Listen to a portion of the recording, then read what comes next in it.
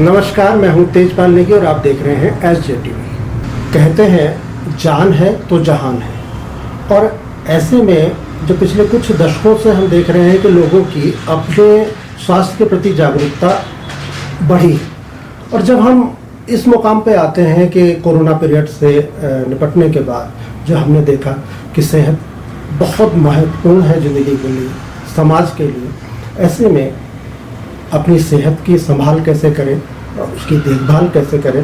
जगह जगह अनेकानेक चिकित्सालय हैं, सरकारी भी और निजी भी। ऐसे ही चिकित्सालयों में शुमार होता है सोलन के मॉल रोड पर स्थित एलक्यूरा हेल्थ केयर। ये हॉस्पिटल आज से तकरीबन 30 साल पहले डॉक्टर साहिल शर्मा के पिताजी ने खोला था।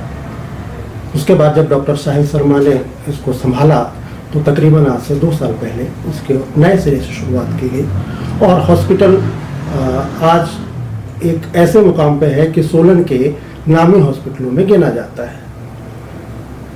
क्या क्या सुविधाएं हैं इस हॉस्पिटल में, मरीजों को क्या क्या लाभ सरकारी योजनाओं का, और किस तरह से अपने स्तर पर लाभ देते हैं, इस सारी जानकारी के लिए हम मिलेंगे डॉक्टर साहिल शर्मा से और करेंगे सोलन, शिमला, किन्नौर, सिरमौर, इन सब जिलों के लोगों की सेहत की बात करते हैं डॉक्टर साहिल शर्मा से। डॉक्टर साहिल शर्मा, आपका बहुत बहुत धन्यवाद। डॉक्टर साहब, बताइएगा, आज से 30 साल पहले जब पापा ने यहाँ पे सोलन में हॉस्पिटल खोलने का सोचा, क्या विजन था उनका? वो सोलन के एक बहुत ही छोटे से गांव से हैं जी।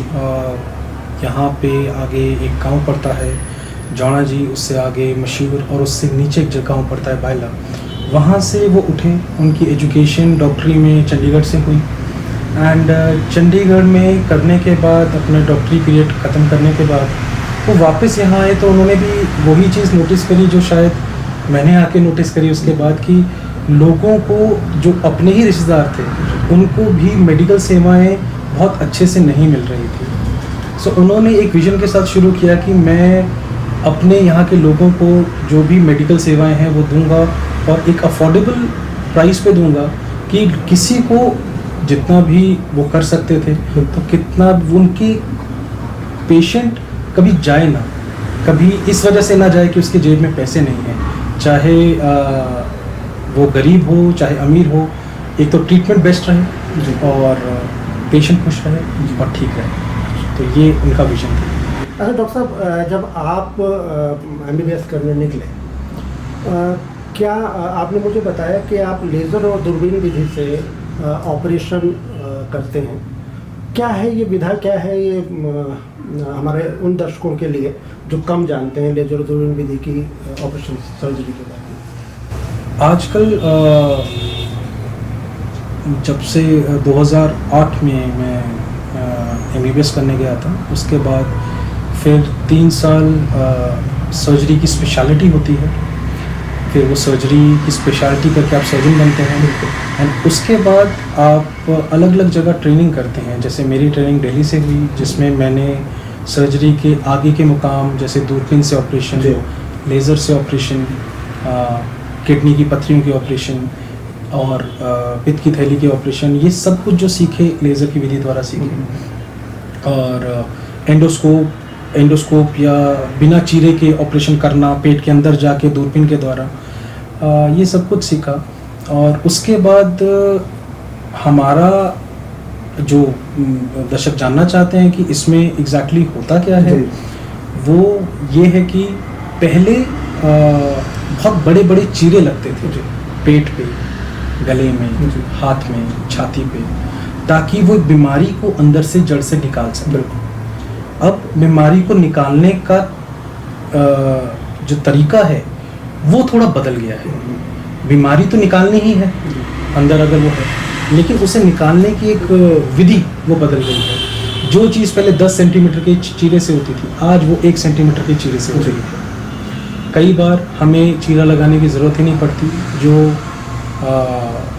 शरीर में भगवान ने छेद दिए हैं, जैसे मुंह का छिद्र, गुदा का छिद्र, अपना आगे पेशाब की नली का छिद्र, उसके द्वारा ही ऐसे उपकरण आ गए हैं, ऐसी टेक्नोलॉजी आ गई है कि उसी के द्वारा ही जाके हम अंदर के कैंसर को निकाल सकते हैं, अंदर की पथरियों को लेज़र से तोड़ सकते हैं और उन्हें ख़त्म कर सकते हैं, और अगले दिन ही पेशेंट को घर भेज सकते हैं। इससे फ़ायदा ये रहता है कि जो हॉस्पिटल में रहने का टाइम है वो पेशेंट का काफ़ी कम हो जाता है, यानी कि अगले दिन ही वो घर चले जाते हैं। दूसरा, जो चीरे से होने वाली परेशानियां हैं, जैसे पस पड़ना, हर्निया हो जाना बाद में, या टाँके खुल जाना, वो सारी चीज़ों को एग्जैक्टली ज़ीरो कर दिया गया है ये नई विधि से। तो इसीलिए हम भी इसके पीछे भागे सीखने के लिए। बेड रेस्ट वाला पीरियड भी कम हो जाए। बेड रेस्ट का पीरियड, हम पेशेंट को कुछ ऑपरेशन ऐसे हैं, बड़े ऑपरेशन जैसे मानो पित्त की थैली का ऑपरेशन होना है, तो लोग 3-3, 4-4 दिन एडमिट रहते हैं। चीरा लगने के बाद 5-5 दिन भी एडमिट रहता है, मैंने सुना है। हम शाम को पेशेंट को चला देते हैं, खाना खा लेता है पेशेंट, फिर उसकी मर्जी होती है कि उसने रात हॉस्पिटल में काटनी है या उसने घर चले जाना है। अगर वो डरता हो कि नहीं एक रात मुझे रुक जाना चाहिए हॉस्पिटल में, कहीं कुछ हो ना जाए, तो हम एक रात रोक लेते हैं। अदरवाइज इनको बोला जाता है डे केयर सर्जरी। ऑपरेशन कितना भी बड़ा हो, लेकिन चीरा इतना छोटा रहेगा, लेज़र से होगा, दूरबीन से होगा, तो मरीज़ की जो हालत है वो बहुत बेटर रहती है, पेशेंट को लगता ही नहीं है कि उसका ऑपरेशन हुआ। तो डॉक्टर साहब, हमारे पास में इक्विपमेंट सारे हैं यहाँ पे सोलन में। जी, एलक्यूरा हेल्थ केयर, जैसे आपने बताया कि 30 साल से ऑलरेडी ये शर्मा क्लिनिक के नाम से था। एंड जब हमारा यहाँ पे आना हुआ, जब हमारी डिग्रीज़ ख़त्म हुई, हमारी ट्रेनिंग ख़त्म हुई, फिर मैं बीच में चंडीगढ़ के सरकारी हॉस्पिटल पीजीआई और 32 में काम कर चुका हूँ। उसके बाद जब मैं आया तो एक ही विज़न मेरा था, क्योंकि वहाँ हमने इस तरह के केस देखे जो बिना उपकरणों के होना संभव नहीं। सो हमारा विज़न यही है कि हम वो हर संभव चीज़ यहाँ दें जो हम कर सकते हैं, जो हम वहाँ पे भी करते हैं। क्योंकि हमारे यहाँ के डॉक्टर्स काफ़ी हैं जो चंडीगढ़ में काम करते हैं, दिल्ली में काम करते हैं, बस उन लोगों का रुख कई बार वापस नहीं हो पाता। तो जहाँ तक उपकरणों की बात है, हमारे पास पूरे हिमाचल में सबसे पहली बार एक जर्मन लेज़र बोलते हैं, जो लेज़र की प्रणाली से हम गुदा के काफ़ी रोग ख़त्म कर सकते हैं। जिस चीज़ को मरीज़ को 4-4 हफ्ते लगते थे ठीक होने को, वो एक दिन में ठीक होते हैं और मरीज़ अगले दिन चल के जाता है बिना किसी दर्द या दुखन के। दूसरा, दूरबीन के ऑपरेशन करने के लिए एक चीज़ होती है जिसे लैप्रोस्कोप बोलते हैं। लेटेस्ट लैप्रोस्कोप हमारे पास इस टाइम पे पड़ा है, ताकि पेट के अंदर कोई भी पित्त की थैली का ऑपरेशन हो, बच्चेदानी का ऑपरेशन हो, या अपेंडिक्स का ऑपरेशन हो, या कोई आंतों में रुकावट आ गई हो, या कोई छोटा या बड़ा कैंसर हो, तो दूरबीन की विधि द्वारा ही हम उसका निवारण करने की सोचते हैं। तो उस लेवल का ऑपरेशन करने के लिए डेफिनेटली आपको औजार या उपकरण वो बेस्ट चाहिए होते हैं। प्लस तीसरी चीज़ जो एक तरह का किडनी के ऑपरेशन में यूज़ होती हैं कुछ किरणें, ताकि हम बिना चीरा तो इतना सही लगेगा, अगर लगेगा तो या तो लगेगा ही नहीं, और लगेगा तो इतना सा लगेगा, तो हम पेट के अंदर की चीज़ें देख सकें, उसके लिए एक उपकरण यूज़ होता है जिसे हम सी आर्म बोलते हैं। एक्सरे रहता है ऑपरेशन थिएटर के यूज़ के लिए, तो वो भी हमारे पास है। एंडोस्कोप्स या एंडोस्कोप से ऑपरेशन मोस्टली सिर्फ आईजीएमसी में होता है हमारे इस एरिया में, वो चीज़ भी हमारे पास है, ताकि मरीज़ों को ज़्यादा धक्के ना खाने पड़े और वो परेशान ना हो। ये जो सुविधा आपने दी यहाँ पे सोलन में, ये मुझे लगता है कि यहाँ पे सोलन में से किसी और हॉस्पिटल के पास में कम से कम नहीं थे, वो दूरबीन नहीं। हालांकि हम अपनी बात कर रहे हैं। डॉक्टर साहब, एक सवाल है बनता है कि आप पीजीआई में रहे और आपने एक फ्यूचर था आपका ब्राइट एकदम से बाहर, पापा ने तो यहाँ चलिए तो यहाँ के थे और उनको लगा कि मुझे अपने लोगों की सेवा करनी चाहिए। वही भावना आपकी भी रही जो आप पीजीआई छोड़ के फिर वापस आए? बिल्कुल। एक्चुअली आप कहते हैं ना, पूरी ज़िंदगी पिताजी के साथ कटी और उनको मेहनत करते देखा, यहाँ के लोगों का उनके लिए प्यार देखा।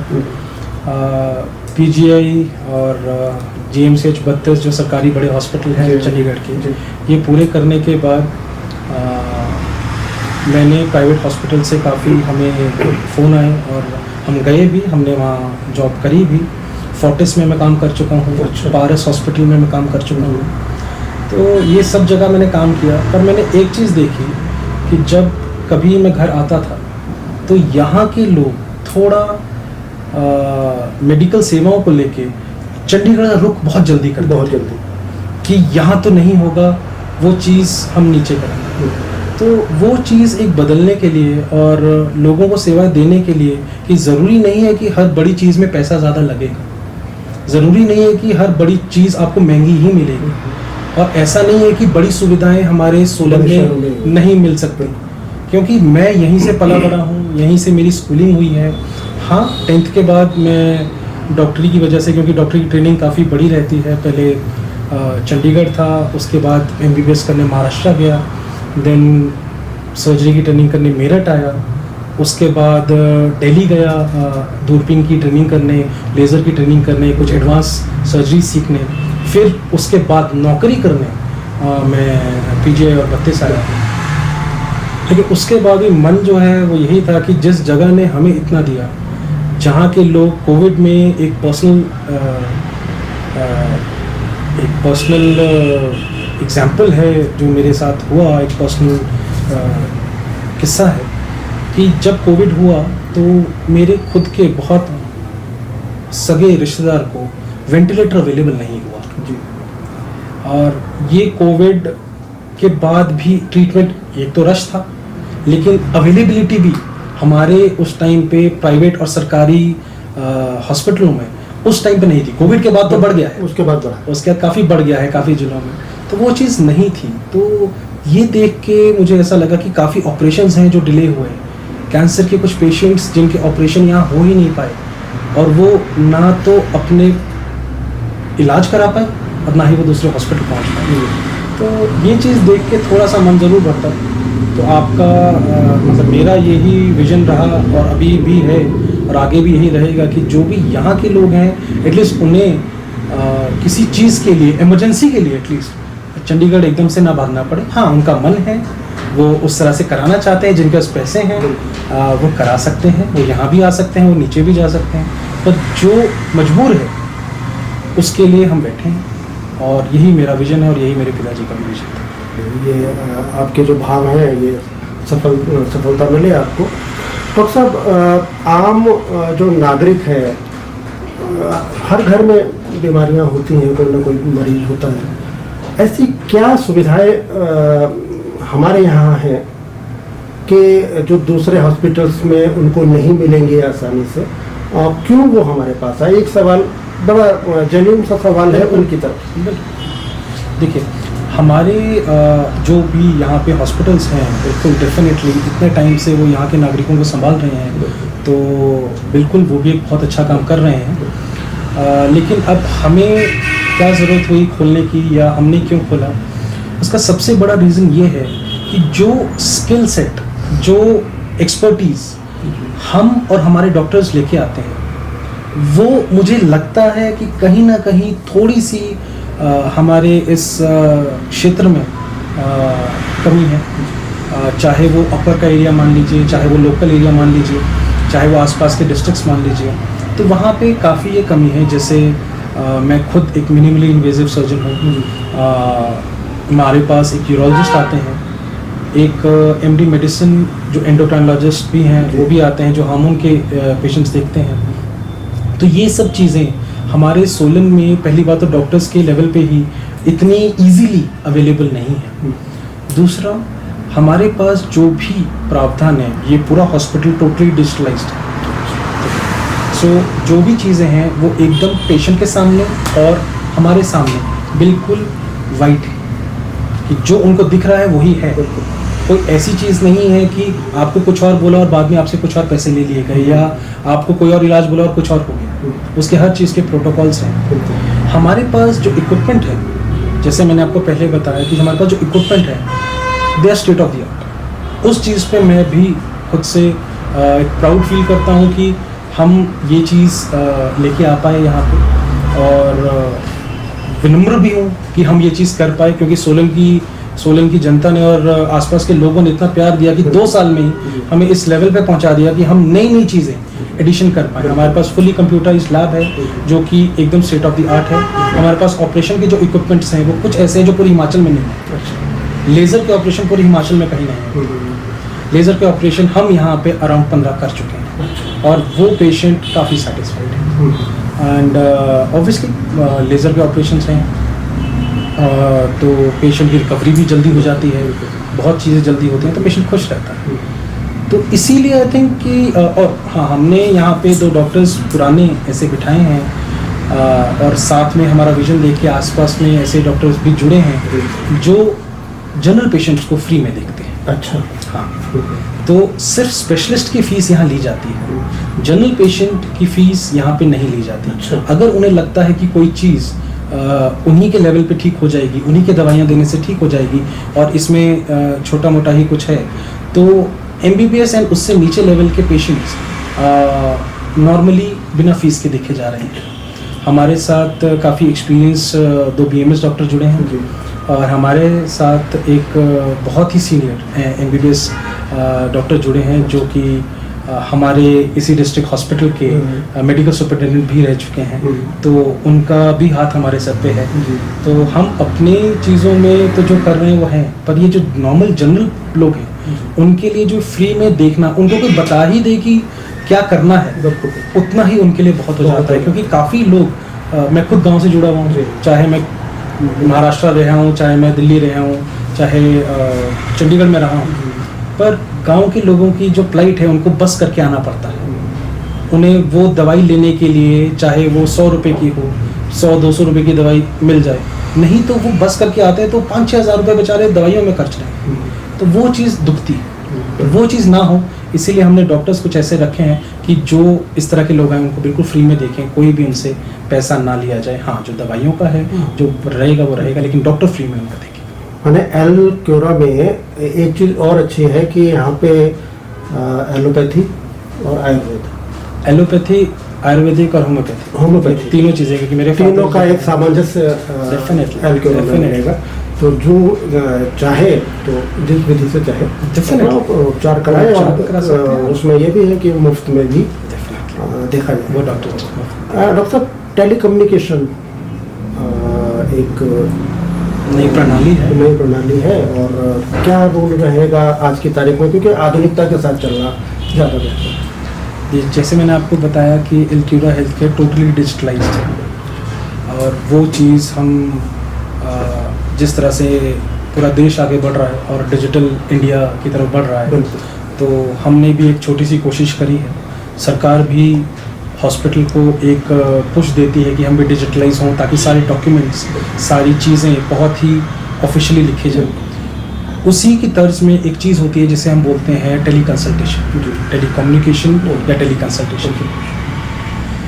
जो पेशेंट किसी सीरियस रोग से ग्रसित है, अभी हमारे पास यहाँ पे एक ही ऑप्शन है, IGMC पेशेंट भागता है सिर्फ डॉक्टर से मिलने के लिए।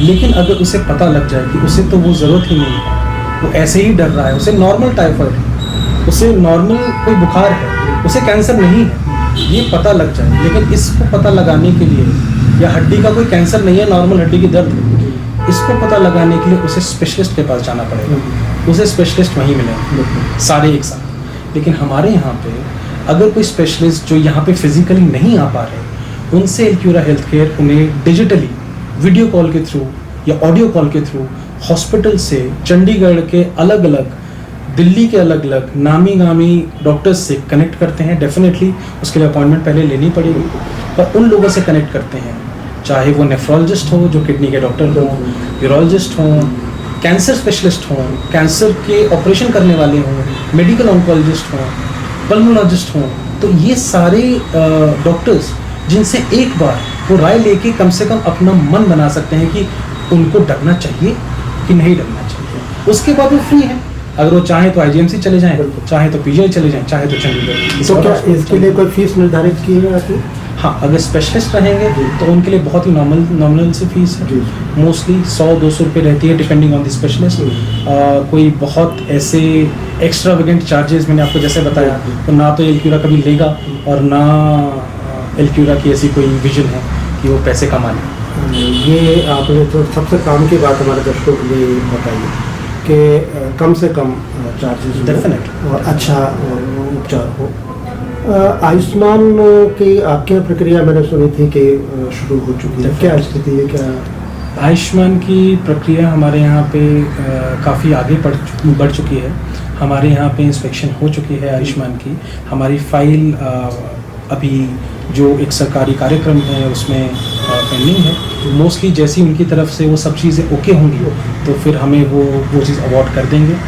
और जैसे ही वो होता है तो आयुष्मान, हिमकेयर और हिमाचल गवर्नमेंट, तो ये सब चीज़ों के लिए हमने अप्लाई किया है ताकि हम थोड़ा बहुत भी पैसे ले रहे हैं वो चीज़ बिल्कुल फ्री हो जाए। डॉक्टर साहब, हर सफल व्यक्ति के पीछे एक महिला का हाथ होता है और हम ये भी जानते हैं कि ये एक ऐसा नियम है प्रकृति का कि जो सनातन सत्य है। आप के पीछे, सफलता के पीछे बहुत अच्छा और गहरा सवाल है आपका। पर हाँ जी, सबसे पहले तो देखिए सबके पीछे उनकी माँओं का हाथ रहता है, मदर्स का हाथ रहता है। वो भी डॉक्टर थे और काफ़ी अच्छे डॉक्टर थे जिन्होंने मुझे उस राह में डाला और उतना स्ट्रॉन्ग किया कि कुछ अच्छे भी डॉक्टर थे। जी, मेरे मदर भी डॉक्टर थे। 2012 में वो हमें छोड़ के चले गए। अच्छा, तो उनका नाम बताइए, हमारे दर्शक क्या पता उनको जानते हो? डॉक्टर अंजू शर्मा अच्छा नाम था। तो 2012 में बस भगवान के पास चले गए जी। सो ये वही सबसे पहले थे जिन्होंने एक ऐसा पुश दिया जिसकी वजह से मैं खुद डॉक्टरी में आया और फिर डॉक्टरी में आके काफ़ी आगे तक बढ़ा। और जिस तरह से आपने सवाल पूछा कि हर सफल आदमी के पीछे किसी औरत का हाथ होता है, तो बिल्कुल सही जी। और वो मेरे वाइफ हैं जिन्होंने हर उतार चढ़ाव में, जब एलक्यूरा शुरू भी किया था उस टाइम पे भी काफ़ी उतार चढ़ाव होते हैं। नई जगह, नई चीज़ शुरू करने के लिए चाहे आपकी इंटेंशन कितनी भी प्योर हो, आपको मेहनत तो वो करनी ही पड़ती है। तो उस टाइम पे उन्होंने बहुत हमें सपोर्ट किया। खुद भी वो एक डॉक्टर हैं, वो एमडी मेडिसिन हैं और एंडोक्राइनोलॉजिस्ट हैं। तो उस चीज़ का भी एलक्यूरा को और यहाँ के लोगों को काफ़ी फ़ायदा हुआ है क्योंकि एंडोक्राइनोलॉजिस्ट यानी कि हार्मोन का डॉक्टर यहाँ पे आसपास काफ़ी दूर तक नहीं है और कोई भी नहीं है। अच्छा। सो शुगर जिस हार्मोन से होती है, थायराइड हार्मोन की डिजीज़ है, इनफर्टिलिटी या बांझपन वो हार्मोन की डिजीज़ है। तो ये सब चीज़ें प्लस जो एमडी मेडिसिन की नॉर्मल प्रॉब्लम्स रहती हैं वो सारी चीज़ें वो देखते हैं। और डेफिनेटली पर्सनली और professionally she is very good. और एलक्यूरा की वर्किंग से लेकर पेशेंट्स की बेहतरी तक और मुझे मोटिवेट रखने का काम सारा बखूबी निभाया। तो ये थे डॉक्टर साहिल शर्मा जिन्होंने बताया कि उनका एलक्यूरा हेल्थ केयर हॉस्पिटल आगे क्या करने जा रहा है और क्यों, और यहाँ के दूसरे निजी चिकित्सालयों से अलग है।